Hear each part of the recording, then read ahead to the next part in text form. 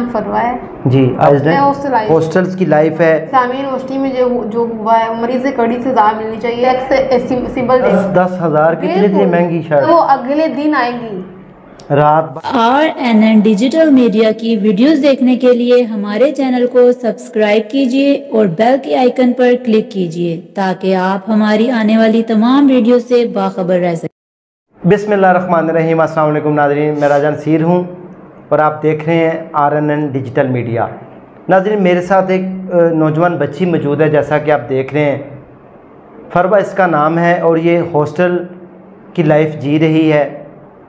जैसा कि आपको पता है, मैंने कल रात को एक वीडियो बनाई थी कि पेशावर एग्रीकल्चर यूनिवर्सिटी में टीचर्स को वहाँ पर उनके साथ नाजेबा हरकत की गई, उनको ब्लैकमेल किया गया, उनकी इज़्ज़तों को पामार किया गया, उनकी इज़्ज़तों को रौंदा गया। इससे पहले चंद दिन पहले जैसा कि आपने देखा, इस्लामिया यूनिवर्सिटी बहावलपुर में क्या कुछ नहीं हुआ बच्चियों के साथ। जैसा कि आपको पता है कि 5500 बच्चियों की नाजेबा वीडियोस वो जो सिक्योरिटी इंचार्ज था उसके मोबाइल से बरामद हुई और बहुत सारे जो हैं वो आपने देखे, पंडोरे बॉक्स खुलते हुए बहुत सारी चीज़ें सामने आई जिनमें कई लोग शामिल थे। अब मैं यहाँ पर नाम नहीं लेना चाहता किसी एक का, मतलब ये है कि तांदनी थे ताना ही बिगड़या है, सादे लफ्ज़ों में ये कह लें। और बहुत सारा कुछ देखने के बाद क्या हम इमेजिन कर सकते हैं, क्या एक अच्छी फैमिली सोच सकती है कि हम अपनी बेटियों को, अपनी बच्चियों को, अपनी इज़्ज़तों को यूनिवर्सिटीज़ में और ख़ास तौर के ऊपर हॉस्टल्स में रहने के लिए अलाउ करें, उनको इजाज़त दें। कोई समझदार माँ बाप कभी भी इस तरह अलाउड नहीं कर सकेगा। जो नज़र आ रहा है, लोगों का एतबार ही ख़त्म हो जाएगा कि हम अपनी बेटियों को यूनिवर्सिटी में भेजें। हॉस्टल लाइफ गुजारने वाली लड़की मेरे साथ मौजूद है, हम इनसे गुफ्तगू करके जानने की कोशिश करते हैं हॉस्टल्स में क्या हो रहा है, यूनिवर्सिटी इस्लामिया में क्या कुछ नहीं हुआ, बच्चियों को किस तरह ब्लैकमेल किया गया, किस तरह उनकी इज़्ज़तें रौंदी गई, सारा कुछ आपने सुना, देखा बहुत सारे न्यूज़ चैनल्स के ऊपर। मज़ीद जानने की कोशिश करते हैं कि ये कब तक होगा और क्या इसका कोई सद्देबाबी होगा और इनका एक्सपीरियंस क्या है। इन सारी बातों को हम रोक कैसे सकते हैं, जो सबसे बड़ा हमारा मैसेज और पैगाम होगा। अस्सलाम वालेकुम। वालेकुम सलाम। आपका तारफ़? मेरा नाम फरवा है जी। आप कहाँ पर हॉस्टलाइज्ड हैं? मैं हॉस्टलाइज्ड हूँ लाहौर में। जी, लाहौर में। तो फरवा, आपने सारा कुछ सुना इंट्रो में, क्या कहना चाहेंगी जो हॉस्टल्स की लाइफ है? पेरेंट्स लाखों सुहाने सपने आंखों में सजाए अपनी बेटियों को, अपनी इज़्ज़तों को हॉस्टल्स में भेजते हैं, यूनिवर्सिटीज़ में भेजते हैं। आपने क्या देखा, क्या आपने महसूस किया, कैसे हम इनका सद्देबाब कर सकते हैं? आप लड़कियों को कैसे वहाँ पे आपकी फ्रेंड्स जो हैं वो करती रही हैं? जी बिल्कुल, इस्लामी यूनिवर्सिटी में जो हुआ है, मतलब वो बहुत ही ज़्यादा बुरा हुआ है। और मैं कहती हूँ कि वो जिसने किया है, वो जो क्लर्क था, उसको भी कड़ी से कड़ी सज़ा मिलनी चाहिए। और दूसरी बात ये, और सबसे इम्पोर्टेंट बात ये है कि ताली जो है वो कभी एक हाथ से नहीं बचती।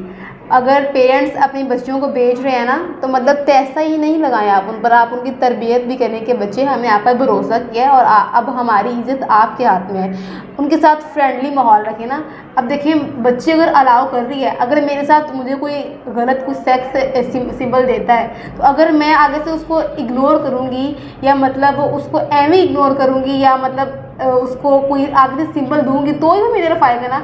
अगर मैं उसको मुंह तोड़ जवाब थप्पड़ मारूंगी इसके मुंह पे, तो फिर तो वो मेरी तरफ नहीं आएगा ना। रिस्पॉन्स करेंगी तो जाहिर सी बात है। तो मैं कहती हूँ कि पेरेंट्स को अपने बच्चों को सेक्स की एजुकेशन दे के फिर आगे भेजना चाहिए। मतलब माँ बाप को शर्म करने की जरूरत नहीं है, ये बहुत ज़रूरी है। बात की शर्म में बचने के लिए आप पहले ही उनको एजुकेट करें, उन पर भरोसा करें और उनको यहाँ पर भेजें। और दूसरी बात यह है कि हॉस्टल्स की भी लाइफ मतलब बहुत ज़्यादा बुरी है, बहुत अच्छी भी है।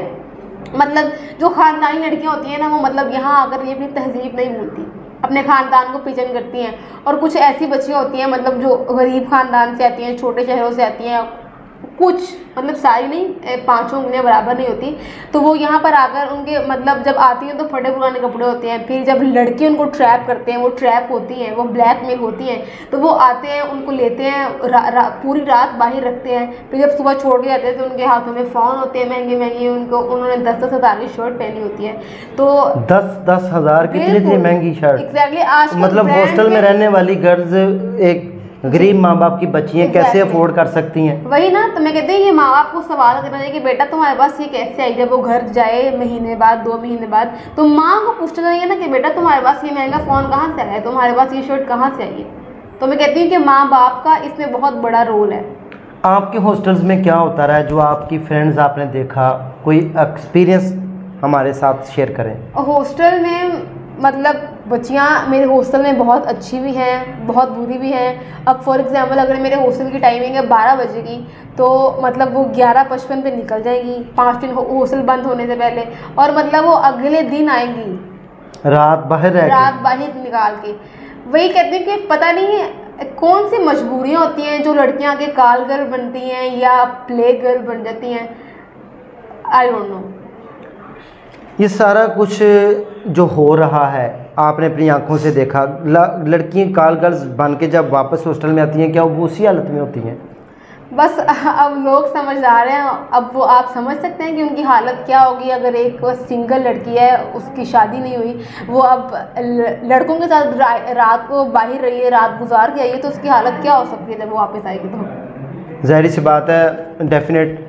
फरवा, आप भी हॉस्टल आइज हैं, पिछले 2-3 साल से घर छोड़ा हुआ है। हॉस्टल्स की लाइफ में क्या प्रॉब्लम्स हैं? क्या मजबूरन ये सारे काम करने पड़ते हैं या शौक़ से करती हैं, या क्या ऐसी प्रॉब्लम्स होती हैं जिसकी वजह से लड़कियां ट्रैप हो जाती हैं, गलत रास्ते पे चल पड़ती हैं?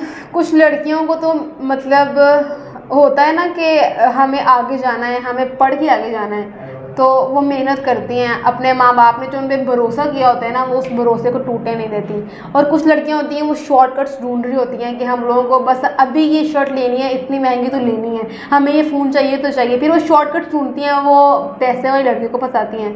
ठीक अच्छा। है, ज़रूरी नहीं है कि लड़का ही फंसाए, ठीक है, लड़के भी अच्छे होते हैं। अब मतलब जब तक लड़की उसको अलाउ नहीं करती ना, तो लड़का भी उसके पास नहीं आता। तो मतलब लड़कियां मैं कहती हूँ कि आजकल की लड़कियां जो है ना वो ज़्यादा बिगड़ी हुई हैं। आप कह रही हैं कि ताली दोनों हाथों से बजती है, लड़की रिस्पॉन्स करती है तो फिर होता है वही ना, मतलब लड़कियां चाहती हैं खुद। एग्जैक्टली हमें मतलब रोज़ के हज़ारों कुत्ते बिल्ली होते हैं जो छेड़े होते हैं, तो अगर हम ऐसे हों तो हम भी ट्रैप हो जाए, हम भी ब्लैकमेल हो जाए। क्यों नहीं होती? क्योंकि हमें पता है कि हम कौन है ना, हमें अपनी तहजीब नहीं भूलनी चाहिए।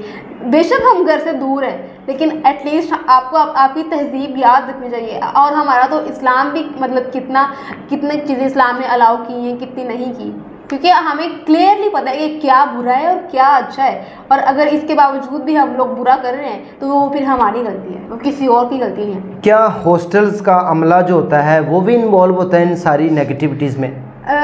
एग्जैक्टली अगर मतलब रात के टाइम कोई लड़की को बाहर जाने दे रहा है तो लड़की उनको कुछ दे रही है, उनके साथ नाइट स्पेंड कर रही है। हॉस्टल का जो अमला होता है वो भी मतलब काफ़ी हद तक ख़राब होता है। और कुछ हॉस्टल्स होते हैं मतलब जिनकी सिक्योरिटी अच्छी होती है, मतलब पेरेंट्स उनको उन पर ट्रस्ट कर सकते हैं, लेकिन जो है ना मतलब 70% हॉस्टल्स का जो अमला होता है ना वो भी ख़राब होता है। लड़कियां कॉल गर्ल्स क्यों बनती हैं? कितने पैसे अर्न कर लेती हैं? क्या वो अच्छा कोई पॉजिटिव काम करके नहीं अर्न कर सकती? यही तो मैं कहती हूँ ना कि वो घर से तो पॉजिटिव काम करने ही आती हैं कि यार आप लोग जाओ, आप लोग जिस राह पर हो एक दिन आपको उसका रिटर्न मिलने वाला है। लेकिन जब वो इन कामों में पढ़ती हैं तो फिर इसका कोई रिटर्न नहीं मिलता। एंड पे ना उनके पास डिग्री होती है, ना उनको कुछ आता होता है, ना उनके पास जॉब होती है, और जिसके पीछे वो ये सब करती हैं उनके पास वो लड़का भी नहीं होता। अच्छा, एग्जैक्टली। मुझे ये बताएं कि जब लड़कियों की इज्जतें पामाल हो जाती हैं, उनका कवारापन ख़त्म हो जाता है, लाइफ बर्बाद हो जाती है, क्या वो इस काबिल रहती हैं कि वो अपने हस्बैंड्स को, अपने घर वालों को मुँह दिखा सकें? कहाँ रहती है, मतलब घर वाले तो छोड़ देते हैं ना, मतलब जो ये लड़कियां भाग जाती हैं, जैसे हम कहते हैं ये वो निकल गई है, ठीक है और वो जो उसको जिसके साथ निकलती है वो भी जाके छोड़ देता है। वो क्यों रखेगा भाई? वो जितना भी बगैरत है, लेकिन वो इतना बगैरत नहीं है कि वो एक गलत औरत को अपने साथ रख रहा है। इसका मतलब ये जो आप कहना चाह रही हैं, nobody can serve two master.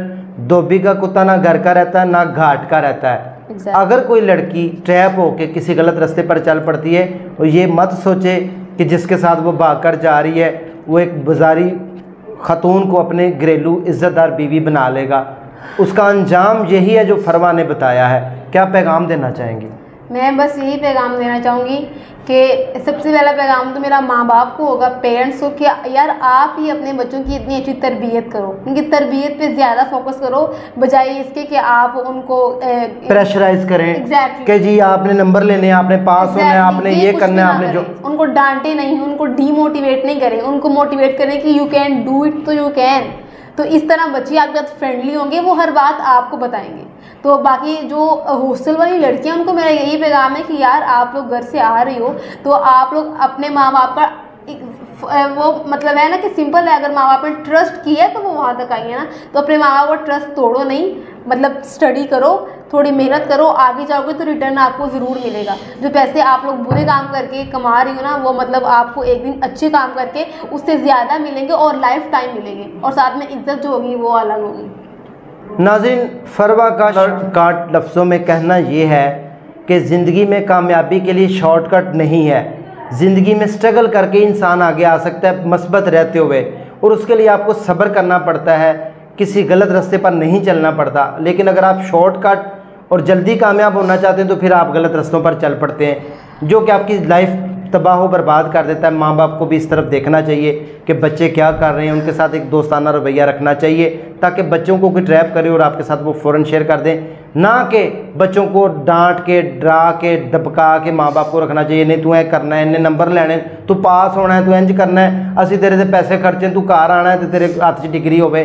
बच्चे फिर इस तरह डिमोटिवेट होते हैं, डिसहार्ट होते हैं, डिसपॉइंट होते हैं, और वो फिर गलत और नेगेटिव रास्तों पर चल के जो उनको अच्छा लगता है फिर वो करना शुरू कर देते हैं। मैं कहूँगी कि हर बच्चे के अंदर ना एक खूबी होती है।